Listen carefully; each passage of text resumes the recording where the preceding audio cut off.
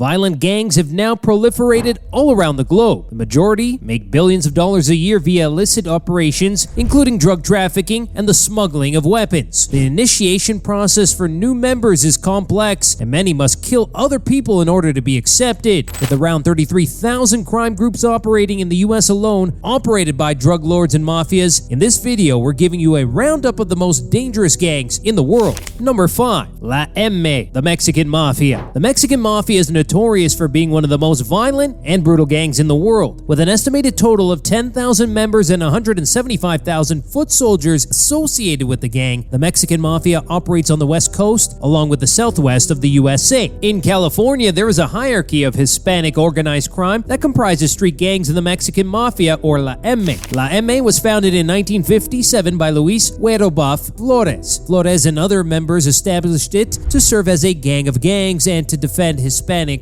from other gangs inside the California jail system. La M developed swiftly in size and power. To stop gang activities at DVI in the 1960s, the California Department of Corrections sent MA members to other institutions, including San Quentin. By making this endeavor, La M's impact was extended to other jails. As La M grew, its leaders saw the possibility of earning from drug sales, gambling, and extortion schemes within the jail. As a result, they imposed taxes on these activities, obliging Latino inmates to give the gang a tiny cut of the proceeds. The Mafia has been operating in over 10 states where they perpetrate violence and all kinds of criminal activities. What's fascinating is that the Mexican Mafia doesn't have a designated leader. So how they operate is that several different people have the authority to carry out murders and other big crimes. And with a network that's spread out so wide, you better pray to your lucky stars that you don't cross a path with one of the gang's ruthless members whose priority is always being loyal to the tribe, no matter what that requires of them. Until the 1990s, when a concerted effort of police raids and ensuing federal prosecutions were designed to put a wrench in the gang's machine, the Mexican Mafia had unchallenged control in California jails and streets. History reveals that despite these legal obstacles, the Mexican Mafia survived. The gang still engages in criminal activity throughout California, both inside and outside of jails, even though its influence has declined since the late 1990s. Number 4. Black Guerrilla Family. When the California Department of Corrections, CDC, was a hub of gang activity, the Black Guerrilla Family, BGF, was established. Black power was in vogue, there was a push for jail reform, and the drug trade and street culture were just starting to take off for what they would become over the next decades. Despite this, a lot of people find the group's history to be perplexing and convoluted. The BGF, however, is as varied as prison or criminal gangs come. Famously known as the BGF, the Black Guerrilla Family is an African-American street gang that was founded back in 1966 by their leader, George Jackson. The idea behind this gang was to empower black prisoners, with the primary goal being to overthrow the government of the United States of America, so their goals were initially more political than criminal. The gang started rising to prominence sometime around 2007 when one of their members stabbed a Muslim inmate at the Baltimore County Jail. The Black Guerrilla Family has primarily operated in Maryland, with their most important bases being set up in Baltimore. With the murder of the Muslim inmate, the gang's other crimes came to light, and it was discovered that the members of the group had been oppressing everyone else using robbing and extortion in even the most high-security prisons. The BGF members would also form temporary alliances with other gang members to target police officers and get things done their way. And when even incarceration isn't bad enough to scare you, what is? The BGF is frequently mentioned as one of the big 4 California prison gangs, but it's important to remember that, like organizations like the Aryan Brotherhood and the Mexican Mafia, which essentially function with one brain, the BGF doesn't currently operate in that fashion. Although they are well organized, there is a significant fragmentation in the organization due to a number of internal and external factors. Number 3. Westra Family. The NF, also known as Westra Familia, was founded at Soledad Prison in 1965, making it the second prison gang to exist in the United States. Can't talk about the Westra Family after talking about the Mexican Mafia. Emerging as the mortal enemy of La M, Westra Family rose to power in 1968 as a response to all the violence that the Mexican Mafia had been perpetrating in California's prison system. The Mexican Mafia had taken control of the majority yards at Folsom and San Quentin, as well as the prison system in California by the late 1950s and early 1960s. They have also been successful in alienating many Hispanic prisoners who, on the one hand, respected them but disliked the mistreatment due to their aggressive armed methods and self-exploitation. This resulted in a brand new group of young men who first chose to combine their abilities and resources. They opted for the name La Familia, and in 1965, the first wave of its members was incarcerated incarcerated at Soledad State Prison to start their prison gang and participate in the black market. In order to increase their earnings, the NF levied gang taxes on drug dealers and prostitutes. As a result, their numbers increased to over 1,000 gang members by the 1990s. Their gang mates in jail gave them military-style training in order and strength, and as a result, they developed into a powerful gang. They had to read history, law, and philosophy literature in addition to the demanding workouts. Members of the NF could communicate using fishing lines even during lockdowns and could teach their pals how to make simple weapons and use codes. With thousands of members spread across California, the Westra Familia is responsible for most states' cocaine, heroin, marijuana, and meth peddling, not just inside the prisons, but also outside. Not just that, most of the gang's violence is a direct result of their longtime rivalry with the Mexican Mafia. But what makes the Westra family so dangerous is that all their members go through rigorous training in a very military-like fashion, resulting in extreme loyalty towards the tribe. The gang is structured to have 3 top generals who are all in charge of a captain each. The captains then have lieutenants, and these lieutenants have 3 soldados each, and then come the rest of the members who act on orders from the higher-ups. All members of the Westra Familia wear red bandanas and use the image of a sombrero with a machete as their symbol, instilling fear in all those who dare to cross their paths. Number 2, Crips. Crips initiated their journey as what we call a social group. The Black Panther movement was being dismantled by the police, who were making mass arrests, incarcerations, and deaths of black teenagers, which led to the formation of the Crips, a grassroots group mostly made up of African Americans. The Crips, Community Resources for Independent People, emerged in South Central Los Angeles, California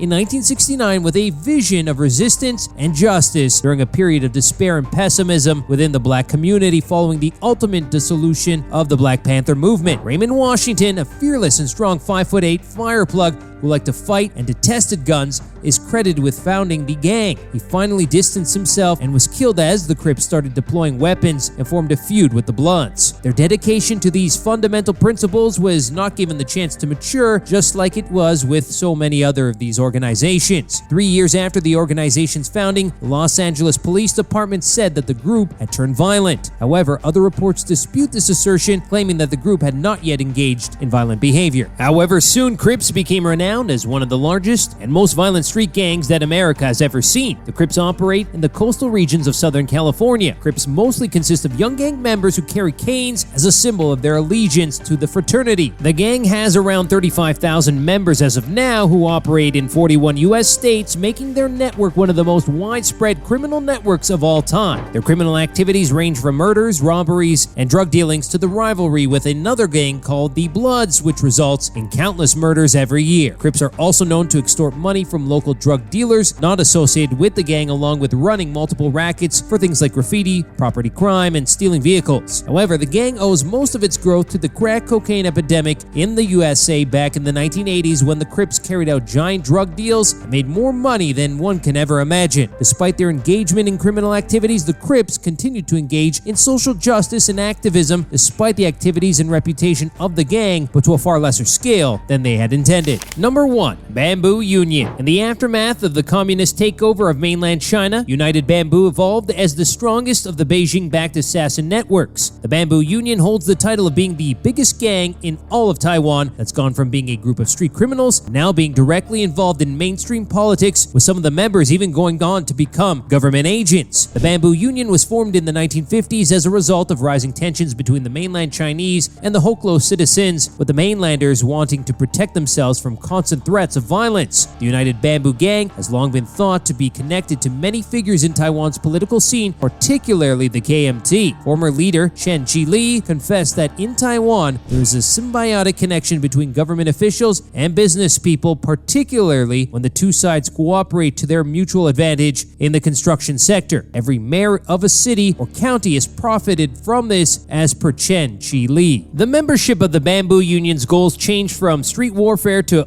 entrepreneurship by the late 1960s. The gang started gaining notoriety in the protection industry and extorting cash from nearby businesses and industries. With over 10,000 members, the gang spread its operation outside Taiwan and now operates in the US, Canada, Australia, Britain, and even France. The Bamboo Union is notorious for its brutal mindsets and is known for its countless organized killings, drug trafficking, and robberies. As per the analysts, United Bamboo gangsters are comparably global, but are now involved in about every type of illicit activity conceivable, including human trafficking, gun running, and the drug trade. Its shadowy, extensive networks, which have close ties to other criminal organizations like the Chinese Triads, the Japanese Yakuza, and gang members active in the United States, Europe, and Australia, only serve to increase the scope of its unlawful trade. All members of the United Bamboo carry custom-crafted knives that they use to take out their opponents and are always ready for a fight if need be. Because the gang originated in the mainland, they developed close relationships with military intelligence and agencies, with some of their members acting as personal assassins for the Taiwanese government, carrying out debt collection and loan sharking, along with threatening journalists to stay silent. These political connections, the Bamboo Union continued its manufacturing of heroin, gradually went on to infiltrate international markets, becoming one of the most infamous gangs of all time. That's a wrap for the most dangerous gangs in the world. We believe that most of these big gangs have been initially formed to protect the rights of certain groups of society. However, later with time, their objectives incline towards being more powerful. What opinion do you hold regarding this? Also, which one of these gangs do you never want to run into? See you next time with another mind-blowing video. But until then, goodbye.